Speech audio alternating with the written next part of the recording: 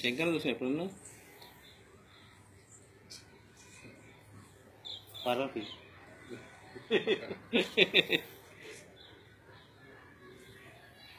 ఓకేనా వచ్చిందా? ఇది తాగి మీరు ఏదో భ్రమలో లేరు, ఇది నిజంగా జరుగుతుంది.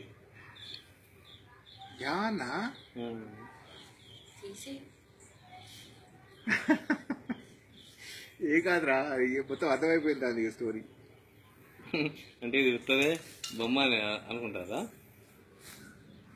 అవు నా దగ్గర ఒక మొలతాడు ఉంది, దానివల్ల నా చుట్టుపక్కల